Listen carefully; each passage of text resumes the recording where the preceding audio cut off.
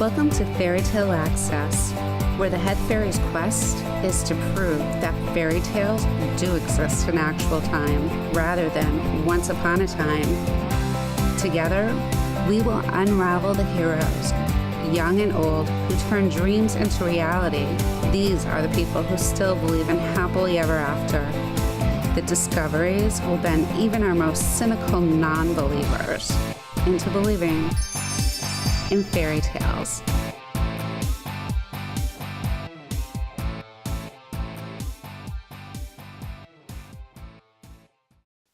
Hi, welcome to Fairy Tale Access. Today, I'm really excited to introduce you to my guest, Saadiah. She is from Pakistan, and you can find her online under Beauty Talk with Saadiah. Welcome. Thank you for joining us. Thank you for having me. Oh, it's a How are you? good. How are you? I'm good. Is it warm there? It is very, it's not warm, it's hot actually. So I'm I'm so excited to introduce our audience to you. Can you give us your definition of beauty, or the definition of beauty versus your definition of beauty? Because online, you're really fabulous about giving makeup tips and just encouraging people from all over. yeah, that's very true. Actually, like beauty as defined, is like beauty lies in symmetry, right? It has nothing to do with the perfect nose shape. It has nothing to do with the perfect eye shape and nothing, like when a child is conceived, the two parts of the body or the face, they are, they are formed separately and they then fuse together. Okay, so there's always a slight discrepancy or asymmetry in each of our features, on the left side or the right side. So it all depends on how symmetrical your face is. That is how beautiful, like that is according to definition, how beautiful you're going to appear to the world. So sometimes there are people who might not have the most beautiful features, but they are very attractive. And sometimes people with the most perfect features are not very attractive to the eye. They just go unnoticed. So that is the book definition of beauty, symmetry. Well, for me, beauty is like, being comfortable in your skin. It is more to do with, a state of the mind to like accept who you are and, like just break free from these barriers of color and, race and even the fact that, less I do promote makeup. I love to wear makeup. But I, as a person, and it has taken me, time to, come to this point where I love to, and I can face the camera, I can face the world with a face full of makeup, and I can be equally, comfortable going out totally barefaced. So, like, beauty comes from within. It is like how connected you are within to yourself, how confident you are, within. And if you love yourself as a person, it shows on the outside. And that confidence is going to reflect and project, That to me is beauty. It's true. It's different, kind of philosophical, but yeah, that's what I try to, teach women. That they have to love themselves first to be loved by others and to appreciate it by others. They have to think that they are beautiful, and only then the other people are going to find them beautiful. Absolutely. And you live in Lahore, is that correct? Yes. Pakistan. Yeah. Yeah. So let's dispel a few myths. You gave us some great video footage, and the woman that we're looking at now in the pictures, Mm-hmm. they're not veiled. And I think Americans have this misconception that everybody in the Muslim woman world is always veiled. What's the difference in Pakistan? I know that is a big misconception. Of course, there are women, who choose to be veiled, but that's where I live. I gave you a lot of footage, and I also mentioned over there that this was, I especially went to this, these are all of my gym buddies, kind of, like we go to the gym at the same time. And early in the morning, I, go to the gym. And so They don't belong to, I would say, the very upper social strata. I wish I could get you footages of that, and you would be, like really surprised at all the the designer gowns and all of that. It's like very westernized. And yes, we don't have the soft image of Pakistan in the US or in the countries, in the Western countries especially, because I have had friends in the US, from the US, from England, who have come to Pakistan and they've been like, oh my God, really? Is this Pakistan? And, so this came to me as an opportunity to break that, kind of uh, misperception that prevails. I mean, like, these are very average women. They're not working women. They're housewives. And so most of the women, like, they're not veiled. And even like I'm wearing a shalwar kameez today, like for this interview. Mhm. My mom was asking me to wear a top. And I said, no, I mean, I'm going to represent Pakistan. So I should be wearing a national dress. So like, so even like wearing skirts and jeans and like Western dresses are very common. So that is a big misconception that does prevail. I think with Indians, they have the Indian movies, the Indian cinema, the culture has penetrated. They have managed to overcome that image which could have been there. But with Pakistan, unfortunately, that still prevails, although I think Pakistan in a lot of ways is way more modern as compared to India. And that is what even like my American friends, like they say, because I've never been to India. So they say, like Bombay and Lahore are very different. Lahore is way more modern as compared to Bombay. So like, no, there's nothing of that sort. I know like you people all the time you're seeing, bomb blasts and, women wearing those veils and all of that. But you have to come to Lahore to, or to Pakistan, any other city I to, know. Well, just around the area that you've shown us, there's McDonald's, there's Quiznos, there's all the department stores and brands that we're all familiar with. yeah. So IKEA even. Was that surprising? It was. Well, I think it's always surprising when you travel to the Middle East. I haven't been to Pakistan yet, but you know, that there are so many American places like Pizza Yeah. Hut and I go to another country, I just want to try all of their food. Yeah. And yes, I mean, like, there is a lot of like Pakistani. Lahore is a place like people are complete foodies over here and shopaholics. That is why I showed you that Imam Alam Road. So, like, I was just driving, through that road, and that is all the time, it's like very much packed with traffic. So I had to find out a time where I could just go and just get some footage. But the point is like I could not go to these gym friends of mine. They went to the tour. There's a bus tour of Lahore, and I missed it. They invited me, and I had to get this footage. And I said, no, I'm sorry, I have got some work to do. And when I found out they went on the sightseeing tour, there's a bus that takes you around Lahore, and that takes you into the interior city, where there's a food street with all these, the typical Pakistani cuisine being cooked. And this is a very traditional side of Lahore that can be seen. And the other day when I went the next day to the gym and I found out what I had missed, I was like, oh my God, this would have been so good, for, your show to show this, like the actual, the food street is very popular, and it is always full of foreigners. Foreigners, whenever they come, they love to go to the food street. I mean, Britishers, Americans, people from the Far East, like it is packed with, foreigners. So I missed that. I couldn't do that for you. Oh, that's okay. And now tell us, along with all of the makeup that you promote, you also promote mental well-being and physical fitness. Is that something that's Yeah, really popular in Pakistan with women now? it is. It is very popular with Pakistan. I have been a regular gym goer for the past 12 years. And I have, in the last 2 years, put on a lot of weight.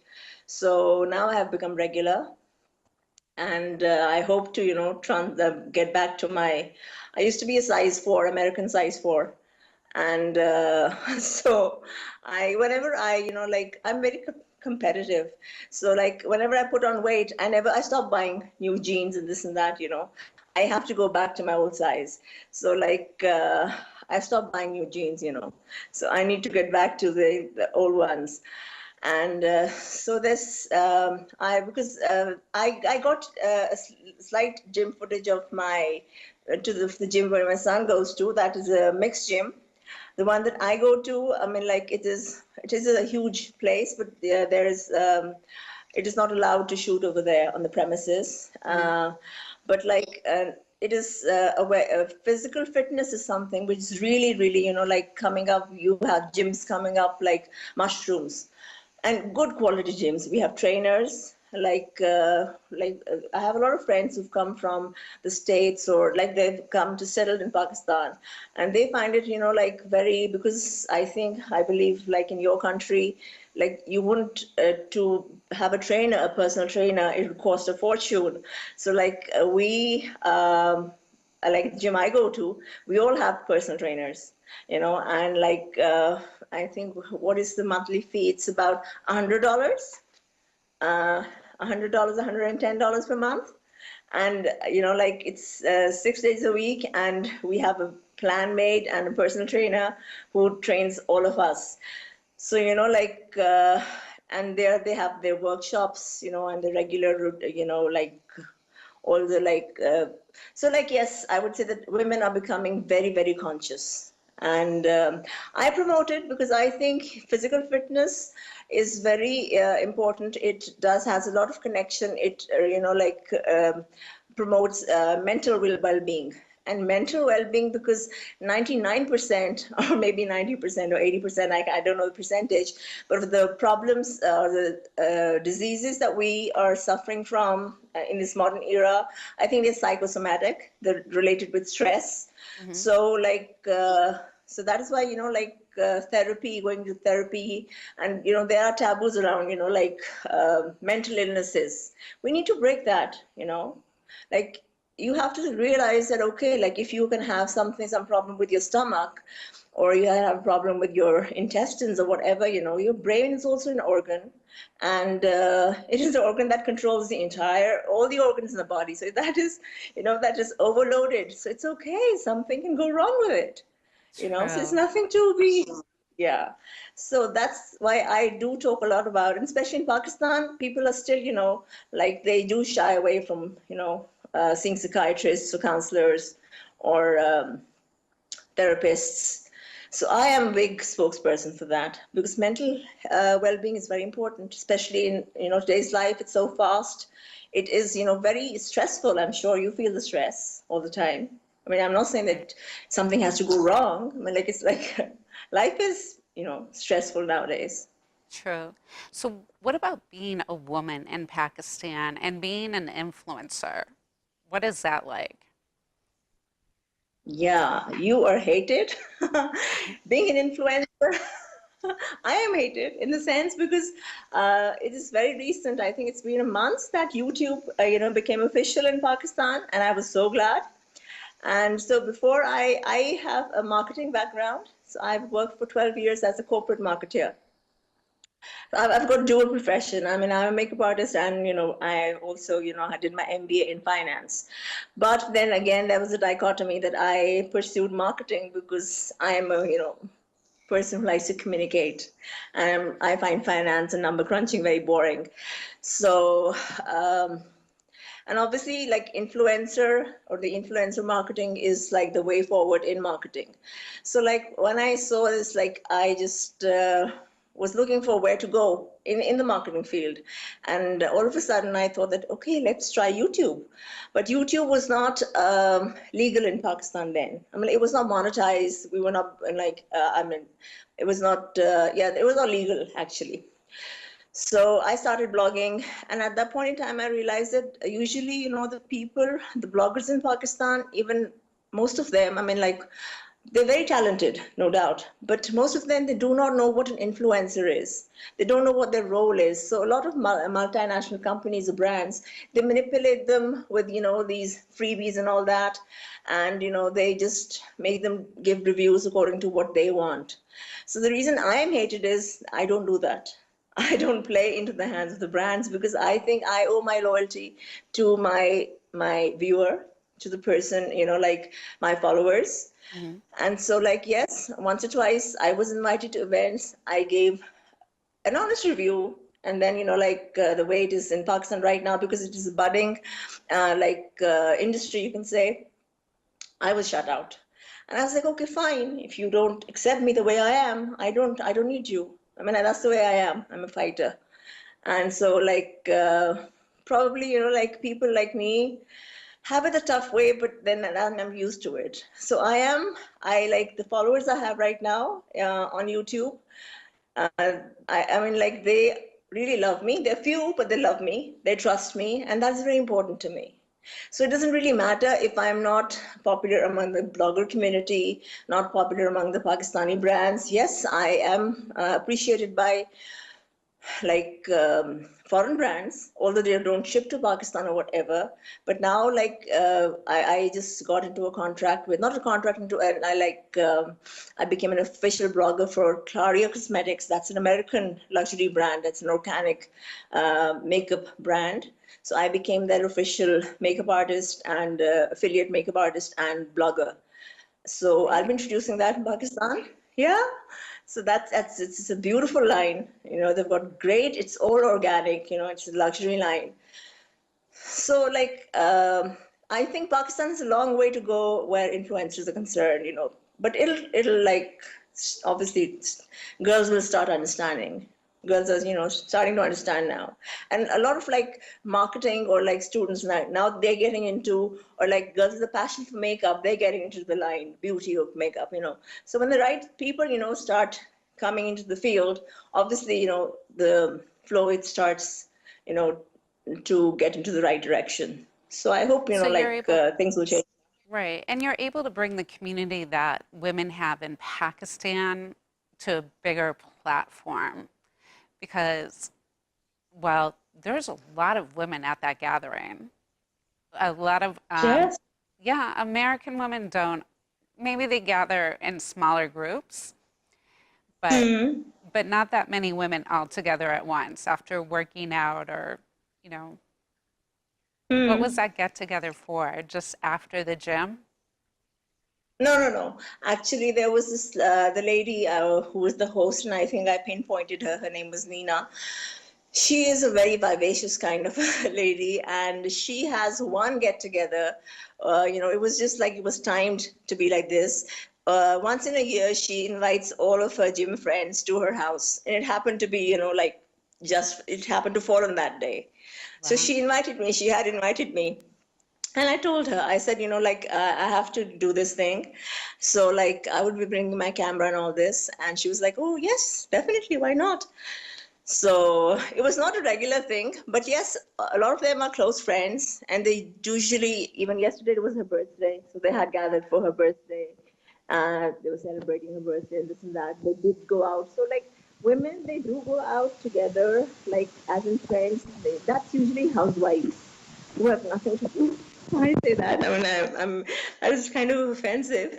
Nothing to do in the sense that, housewives, well-to-do housewives, who just want, would meet for an hour or two just to, maybe discuss, what's in fashion, what's in vogue, and this and that, just small talk, that's all. Over a cup of coffee or whatever, and just then disseminate and go back to their work or their, whatever their business. So otherwise, there are, I covered a fashion show, but that was in Karachi, and I had not, because I was doing it for Lahore.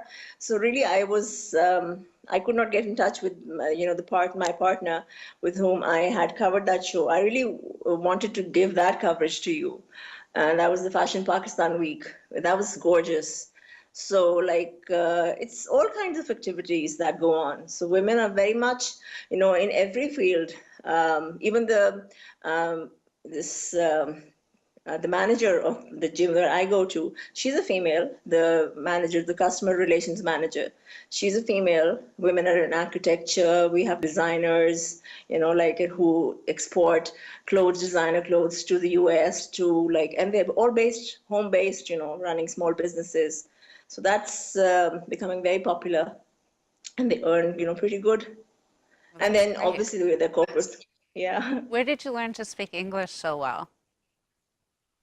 Oh, my school. Actually, I went to the convent of Jesus and Mary. I love my school.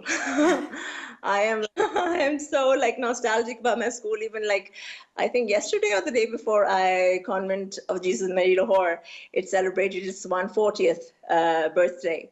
So I changed my cover picture, and we were not allowed to speak Urdu over there actually.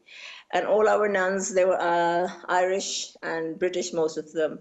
So like my accent is this accent, but this is very rehearsed because I wanted to fit into the the Pakistani community. Because otherwise, if I, whenever like my son makes fun of me, then he can bring that out. Whenever I am not thinking, or when I am like an emotional or angry, I speak in a very British accent because I was taught English, in that accent. I was not allowed to speak Urdu for 15 years of my life. Wow. So I'm weak in Urdu, and that's bad. So like I can speak Urdu now, of course. I mean, like I'm 44 years old now, so I can speak Urdu, and I'm not good at writing Urdu. I'm not good at reading Urdu, but even this accent of mine, it's really rehearsed, so that I sound Pakistani. But my son has that knack of, because he says, "I love your accent, Mama." I said, "Musa, don't do that to me. Why do you do that?" He can, he's my son. I don't know how he does it. In 1 second, he said, "I just love to listen to you because I appreciate, I like you, the British accent. I like it. I like to hear it from you." So I got it from there. We were not allowed to speak Urdu. Now, what about, so you went to school with nuns, but you're Muslim. So was that a Yeah. conflict in learn? Not at Did you have to all. learn about both of the religions, or did you find that there were a lot of similarities? There are a lot of similarities, actually. Yes, we learned about both the religions. Um, I have a lot of pictures where, like there was a small chapel in the convent. We used to go there. And I remember there were times when we used to have Islamic studies. So when a teacher would not show up, if she was sick or if she took the day off, one of our nuns would come in and take our class for Islamic studies. And like in the convent, what I love about that place was it taught us basically that what is important is to be a good human being. We used to have this class called character building, and the principal of the school, at my time, it was Sister Vianney. She was also Irish, and she was a beautiful woman. She was a model who had, turned into a nun, and she was beautiful, she was gorgeous. And I remember, like we used to have fashion shows and this and that, and she used to like teach the girls how to walk on the ramp. And because she was a professional model at one time, wow, like even walking in her habit, she was like, she used to sizzle, Oh my the gosh. ramp. Yeah, so we used to have a lot of fun, but there was no conflict at all. And I swear, like I respect the Catholic religion as much as I respect Islam. They are so similar. They are so similar. And this assistant I have, like I just put up a video, I think yesterday, and in that I just introduced my assistant who does hair and this when clients come in with me. She's a Christian, and she and I, like talk about so many things which are mentioned in the Bible and the Quran, because she knows that I'm a person who she can talk to. And in the convent, we never like felt, that there was any difference between being a Muslim or a Christian, to be very frank. Yes, I still, as a person, I don't feel it. It does not matter to me. And especially post 9/11, what matters to me is like humanity. I think that is the biggest religion, any religion. Whether, I've got friends who are Christians, I've got friends who are Hindus, I've got friends who are atheists. As long as they're good human beings, I would make them a friend. But wherever fanaticism comes in, wherever, this a fascist mindset comes in, I keep away from such people. So yes, I say, apart from my parents, obviously they play a big role in the way you brought up. My school, I owe it, my upbringing and my frame of mind, my mindset to my school. I owe it to the CJM. I am a diehard CJM fan. Oh, that's great. Well, I think the world should be more like that. Everybody should I just think so accept too. everything. But I'm glad we Yeah. dispelled some misconceptions. What else should we know Yeah. about Lahore? What Beside else being should the you know, Bella?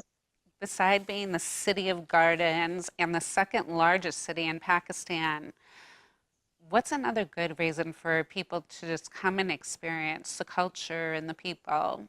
Are the people really welcoming? Is it easy to communicate? Yes, it is very. People in Lahore generally, basically, because of, I think, their ethnic background or the cultural background, they're very welcoming, very warm-hearted people. And then, nowadays, yes, what I could not show you, it's very easy to get around with we have this metro bus service which goes around the entire, town. So like commuting is very easy. It is very convenient. Mm. And then like we have the Do you roads are very drive on good. do you Like drive on the right side of the road or the left? we drive on the left. Okay. Yes. Do you have stoplights? Do you have s- Sorry, have do you have what? stoplights and stop No. signs at the intersections? Yes, we do. You do? Yes. Okay. There wasn't any Yeah. in any of the footage you sent. Oh, actually, that's footage was edited as well because the camera was shaking, and I'm very bad. One thing I am really bad at is photography. So still, I managed to get something for you. I mean, like you were the motivating factor. Otherwise, I wouldn't have done it. All right. So it's pretty easy for people to adapt to driving there. They didn't seem too crazy. It is crazy. If a It is. person can drive in, yeah, oh yes, a person who can drive in Lahore can drive anywhere in the world. Trust me.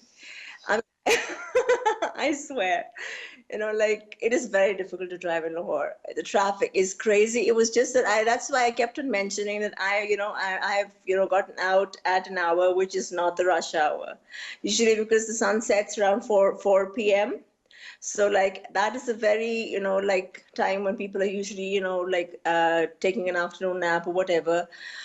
But after that, I mean, if I had shown you the rush hour, I would not have been able to, take any footage.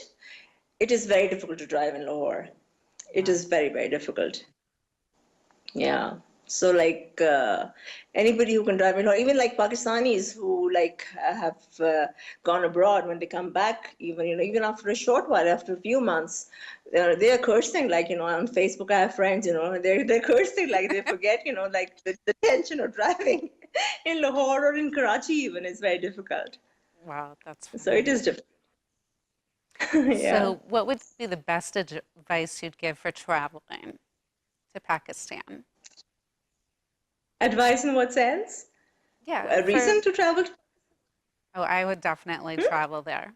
But what would be the best advice for going into Pakistan? Should they book a tour ahead? Should they just get there and try different things out? What should the plan be? No, I think booking a tour is always good, Mhm. because then you always can plan ahead and you can know what you're, going to do. Because like these metropolitan cities are good, but then we have beautiful resorts in the northern areas, they are absolutely gorgeous and beautiful. And so we have a lot of tourists who come and they go north. They go like for, like trekking. And we have the largest golf course. Yes, it is on the highest golf course and the largest. I don't remember which province it is in the KPK probably. I don't know which province it is in, but I mean, like, it's beautiful landscapes, beautiful scenery. So, like, I would suggest that anybody who comes to Pakistan, they should, if they want to see nature at its uh, best, in the sense that most raw form, untouched, pure, like, they can see it over here. And yes, obviously, because there is this Pakistan Tourism Development Corporation. So they have, like, they can book a tour with them because they have their rest houses everywhere. And they have, like, obviously these travel guides who take you along everywhere. So it is always better to plan.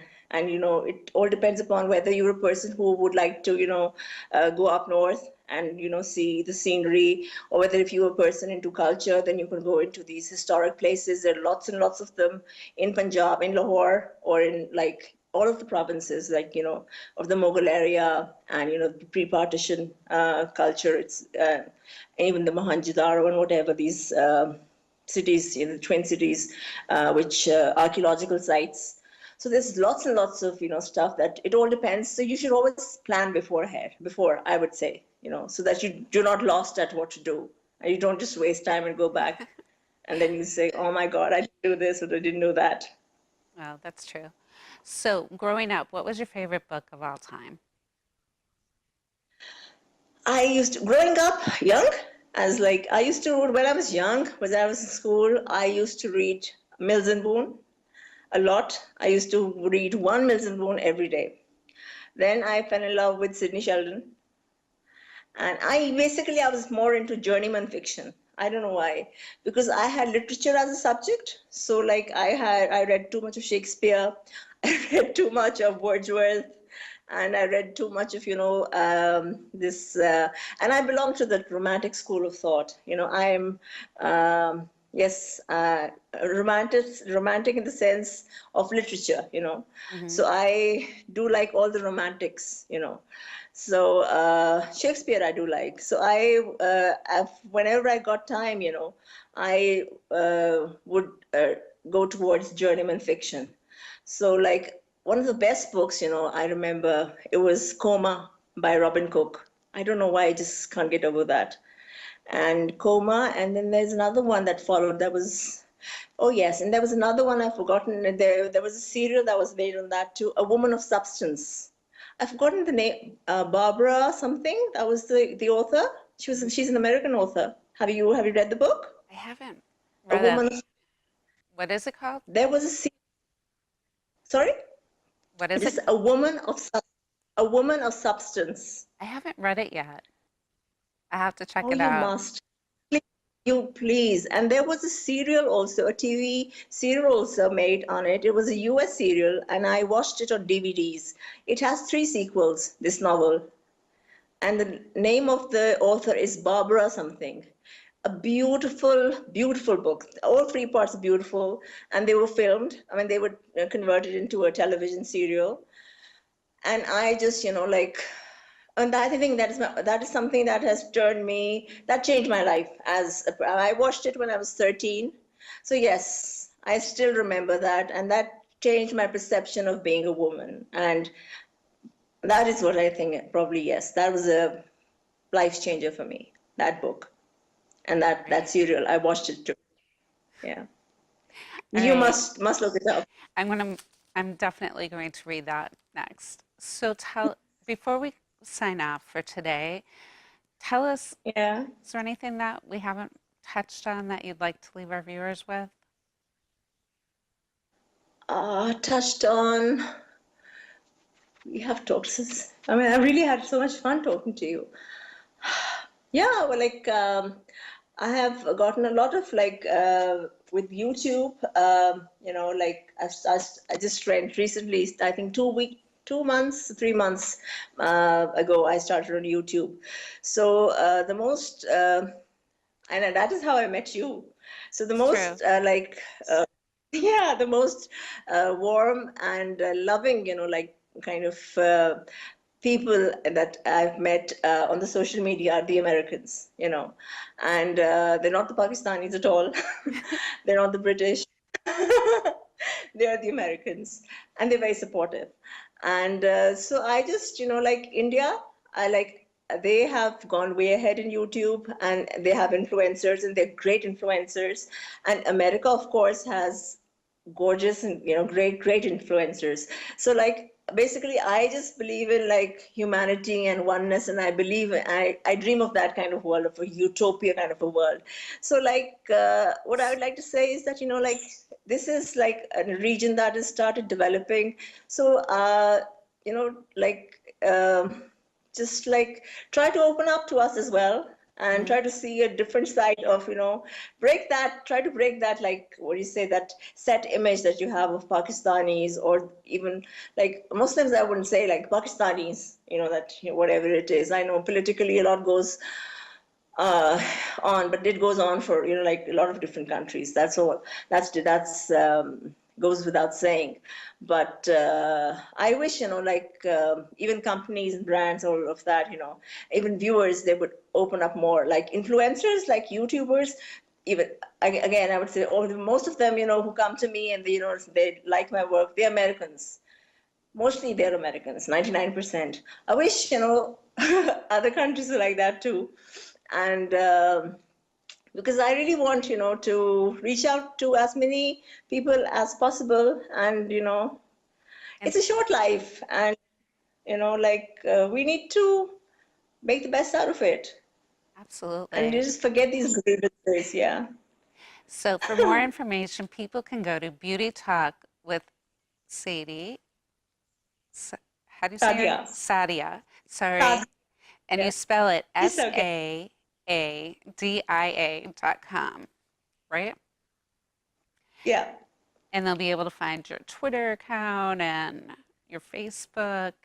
But it's nice because It's, you're really good at being an influencer and sharing information. You share different information in every place. And then in some places it ties all together. So it makes it really interesting to interact with you. And I really appreciate you thank coming on today and sharing your story with our audience. I love being here, and I love talking to you. Honestly, I was looking forward to this. It was great. It was. And hopefully I'll go to Pakistan one time. You have to. Now you have to. I'm I gonna know. make you stick. I just feel like I want to see it. All right. Yeah, you definitely. Yeah. Until next time, check out A Beauty Talk with Sadi and keep asking questions. The answers are out there. And if you talk to more people, they'll release some of their most amazing secrets. We'll see you soon.